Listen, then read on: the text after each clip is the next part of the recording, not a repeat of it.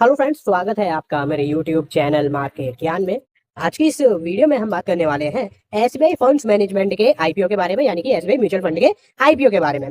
Finally आज listing date है, listing हुई, कैसी लिस्टिंग रही, क्या कुछ देखने को मिला, लिस्टिंग के बाद असली खेल जो है वो क्या मार्केट में देखने को मिला, आने वाले टाइम में क्या कुछ उम्मीद है आप लगाकर चल सकते हो, क्या कुछ टारगेट जो है ब्रोकरेज हाउसेस दे रहे हैं, सारी चीजों के बारे में बात करेंगे। चैनल को सब्सक्राइब, वीडियो को लाइक, कमेंट में अपने ओपिनियन जरूर मेंशन करिएगा। तो देखो, ये है एसबीआई फंड्स का एग्जैक्ट सिनारियो जो मैंने आपके सामने रख दिया। ये क्लोजिंग प्राइस है और क्लोजिंग प्राइस कितना है? 6.22% अप है। ये किससे है? ये है अपने इश्यू प्राइस से।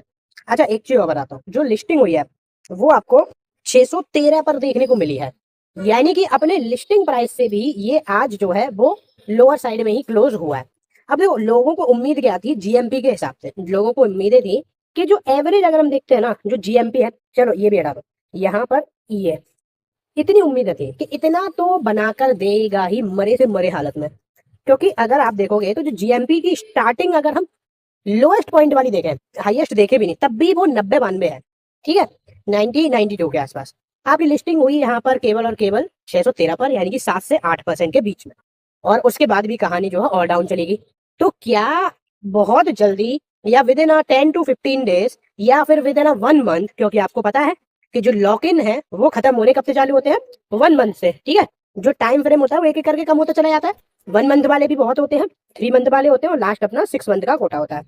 तो जिन भी लोगों के पास जो ईसॉप्स वगैरह है कंपनी के, आपने रिपोर्ट तो देखी होंगी कि कम से कम 15-20 एम्प्लॉय जो करोड़पति बन गए हैं ईसॉप से। किसी के पास 151 करोड़ की वेल्थ हो गई, किसी के पास 125 करोड़ की वेल्थ हो गई एसबीआई के एम्प्लॉयज की। तो वो लोग, उन लोगों का कोटा होता है 6 महीने का, ठीक है। 6 महीने तक आप नहीं बेच सकते। तो 6 महीने तक तो इतनी गिरावट शायद वो लोग ना होने दें, इतनी तो अगर मैं आपको बताऊं। लेकिन उसके बाद की कहानी हो सकता है कि ड्रास्टिक फॉल आए, क्योंकि वहां पे जो क्यूआईबी भी है, सॉरी, जो एंकर इन्वेस्टर्स है, वैसे वो निकालते नहीं एंकर इन्वेस्टर्स, लेकिन इन केस अगर सेलिंग करी तो सेलिंग प्रेशर क्रिएट होगा और उसके बाद चीजें डाउन जाने के चांसेस थोड़े से बन जाते हैं।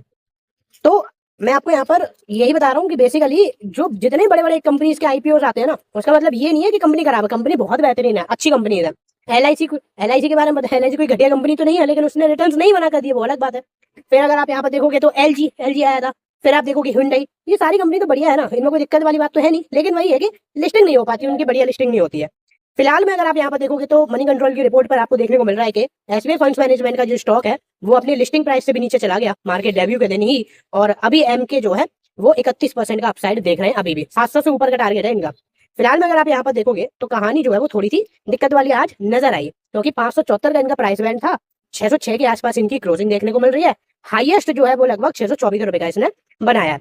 इन सारी चीजों के कंसिडर करने के बावजूद भी जो एम के ग्लोबल है ना, इन्होंने अपनी जो ओवरऑल कवरेज है ना वो इनिशिएट करी है। कवरेज में इन्होंने बताया है कि कंपनी बढ़िया है, कंपनी खरीदने लायक है, मतलब कंपनी के स्टॉक्स। बाइंग की रेटिंग दी है इन्होंने, बाइंग की रेटिंग देते हुए 750 रुपए के टारगेट दे दिया है। यानी कि फिलहाल में जो स्टॉक अभी 600 पर डेब्यू कर गया वो आपको 750 तक जाते हुए नजर आ सकता है। ऐसी उम्मीद है किसको है? ऐसी उम्मीदें हैं एम के ग्लोबल को, ठीक है। अब यहाँ पर इन्होंने बोला है कि एसबीआई म्यूचुअल फंड्स के स्टॉक को ना लॉन्ग टर्म ग्रोथ का बहुत ज्यादा बेनिफिट मिलेगा। म्यूचुअल फंड इंडस्ट्री जैसे जैसे बढ़ेगी ना, उसका सबसे बड़ा बेनिफिट या वन ऑफ द बिगेस्ट जो बेनिफिट है वो मिलेगा आपको यहाँ पर एसबीआई को, क्योंकि लीडर है अपने आप में। और मार्केट में भी अगर आप देखोगे तो इससे पीछे जो है वो नजर आता है आईसीआईसी, और गैप काफी बड़ा है वैसे दोनों में देखा जाए तो फिलहाल में अगर हम यहाँ पर आईसीआईसी की बात करें, उनकी लिस्टिंग हुई थी लगभग 20% पे, इनकी लिस्टिंग हुई है लगभग 7% पे, तो डिफरेंस यहाँ पे आया है। एंड उसके बाद अभी अगर हम आईसीआईसीआई का परफॉर्मेंस देखें, काफी अच्छा है लिस्टिंग के बाद भी। यानी कि ओवरऑल अगर आप देखते हो तो उसने 6 से 7 महीने के अंदर 20-21% के रिटर्न्स बना दिए हैं, और मेरे ख्याल से 12 या 17 के आसपास का डिविडेंड भी दिया है। कमेंट में आप लोग बता देना एग्जैक्ट डिविडेंड कितना है। तो वहां की कहानी तो सही चल रही है, लेकिन एमके का मानना है कि जो एसबीआई ब्रांड है ना उसकी इक्विटी बहुत ज्यादा है, साथ के साथ जो डिस्ट्रीब्यूशन नेटवर्क है ना उसकी वजह से ग्रोथ अपॉर्चुनिटी म्यूचुअल फंड में जब होगी और बढ़ेगी आने वाले टाइम में, तो उसका फायदा यहाँ पर कंपनी को, एसबीआई को बहुत मिलेगा। जो कंपनी का एसेट मिक्स है, जैसे कि हाई यील्डिंग प्रोडक्ट से ये थोड़ा सा शिफ्ट होंगे और बाकी एआईएफ और पीएमएस की तरफ भी जाने वाले हैं, उससे इनकी रेवेन्यू यील्ड जो है वो और बढ़ेगी। तो आने वाले टाइम में चीजें जो है बेटर होने के चांसेस नजर आ रहे हैं। तो फिलहाल में अगर हम जो टोटली बात करते हैं तो वो यही निकल कर आता है कि एसबीआई में अभी क्या करना चाहिए। तो जहां तक ब्रोकरेज हाउसेस की या फिर मार्केट एक्सपर्ट की बात करें, 6 महीने से एटलीस्ट 1 साल तक आपको होल्ड करना चाहिए। मैं आपको सजेशन दूंगा, लॉन्ग टर्म के लिए करना चाहते हो तो कर सकते हो, अच्छी कंपनी है, शॉर्ट टर्म में उतना गेन नहीं मिलेगा। हमेशा से मैंने आपको बोला था, जब से आईपीओ आया था लोग तो बोल रहे थे कि भाई जीएमबी में धमाका हो गया, ये हो गया, वो हो गया। आप मेरी प्रीवियस वीडियो जाकर देखना जरूर, मैं तो आपको जरूर बोलूंगा देखो, तब आपको क्रेडिबिलिटी समझ में आएगी कि आखिर क्या है, क्या बोला जा रहा है और एग्जैक्टली चीजें क्या होती है। तो मैंने हमेशा से आपको बोला था कि अगर आप ये सोच के चल रहे हो 30 40 50% की लिस्टिंग गेन हो जाएगा, तो आप बहुत बड़े गलतफहमी में हो।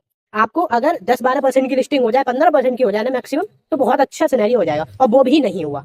ठीक है, तो मैंने हमेशा था आपको बोला है कि लॉन्ग टर्म के लिए ये स्टॉक बढ़िया नजर आता है, शॉर्ट टर्म में चीजें थोड़ी सी आपको दिक्कत वाली नजर आएंगी। बाकी फिलहाल वीडियो में बस इतना ही। वीडियो अच्छी लगी हो तो लाइक और चैनल को सब्सक्राइब जरूर करिएगा। धन्यवाद।